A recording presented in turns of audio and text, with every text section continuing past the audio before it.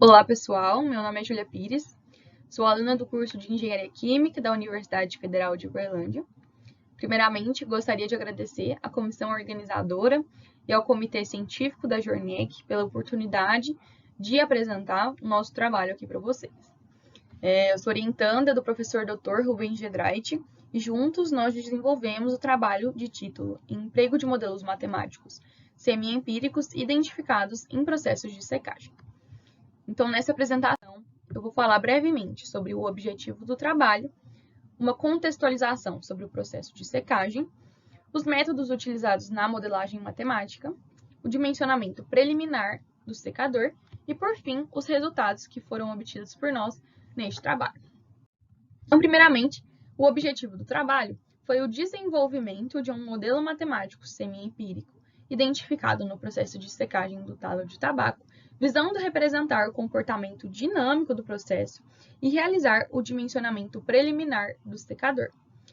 O trabalho considerou um secador convectivo de esteiras e o talo das folhas de tabaco, que é uma planta tipicamente utilizada na fabricação de cigarros. Agora falando sobre o processo de secagem em si. Dentre as operações unitárias, a secagem industrial é uma das atividades mais comuns e antigas que existem. Ela consiste basicamente na transferência de calor e de massa. E consiste também na retirada de líquido presente em um sólido para reduzir a umidade do mesmo até um valor desejado.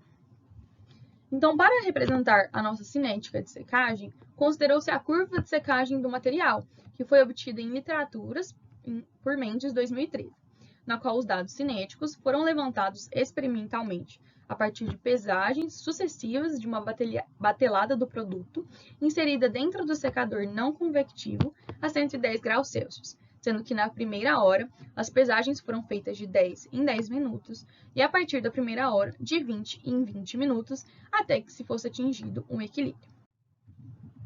Esse gráfico é a nossa curva de secagem e ela ilustra o comportamento temporal do teor de umidade dos talos de tabaco.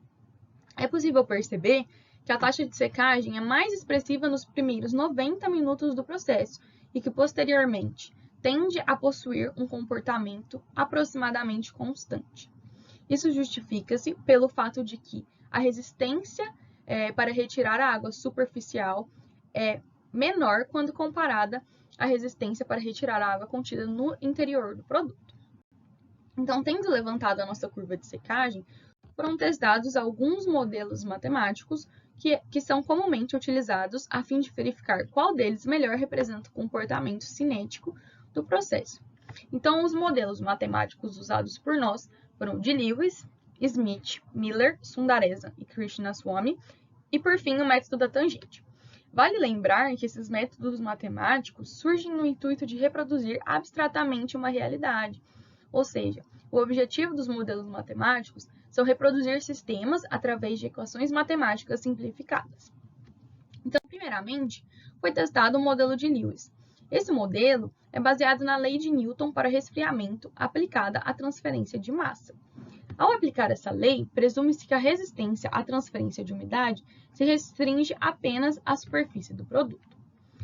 O modelo proposto por Lewis foi explicitado nessa equação, na qual K representa a constante cinética de secagem e engloba os fenômenos de transferência de calor e de massa presentes na secagem, que são influenciadas pelas propriedades do ar de aquecimento. Graficamente, e analisando o coeficiente de correlação, que é o R², vemos que o modelo de Lewis possui uma boa aderência aos dados de secagem. Em seguida, utilizou-se os modelos de Smith, Miller, Sundaresa e Krishnaswamy e o método da tangente. Os gráficos obtidos serão mostrados aqui nos slides.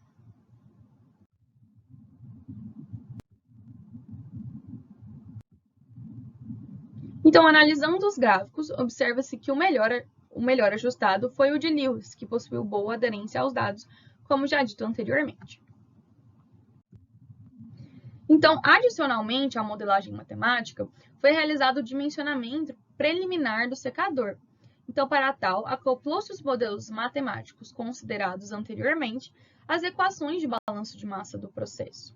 O balanço de massa considerou o seguinte esquema: uma corrente de entrada de gás isento de umidade, uma corrente de entrada de sólido úmido, uma corrente de saída de gás úmido e uma corrente de saída de sólido isento de umidade, que seria o nosso produto final com umidade reduzida. Sendo que o secador considerado neste trabalho foi o convectivo de esteiras, que já foi falado anteriormente. Sendo assim, as equações de balanço de massa das correntes são as seguintes, sendo que H representa a umidade absoluta, W a vazão, TBU a temperatura de bulbo úmido, TBS a temperatura de bulbo seco, sendo que essa foi obtida em cartas psicrométricas. Então, possuindo o conjunto dos valores dos parâmetros operacionais e do projeto do equipamento, tais como a temperatura do ar de secagem, a altura do secador, a largura do secador, é possível calcular o tempo de residência do material dentro do secador e também o seu comprimento. Então, a gente tomou como base um secador com largura de esteiras de 1,4 metros e uma espessura da camada a ser seca de 20 centímetros. Esses dados também foram retirados da literatura em Mendes 2013.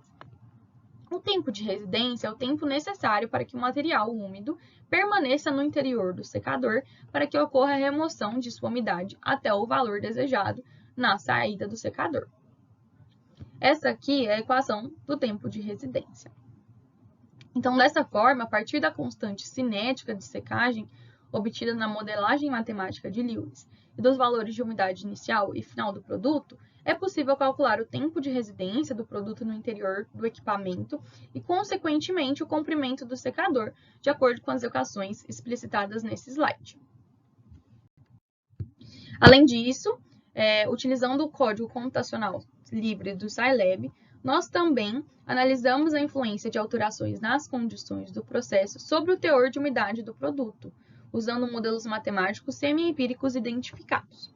Mais precisamente, na nossa análise, fizemos a influência da umidade absoluta do gás isento de umidade alimentado na umidade absoluta do produto seco. Então, analisamos a influência de H2 sobre H3.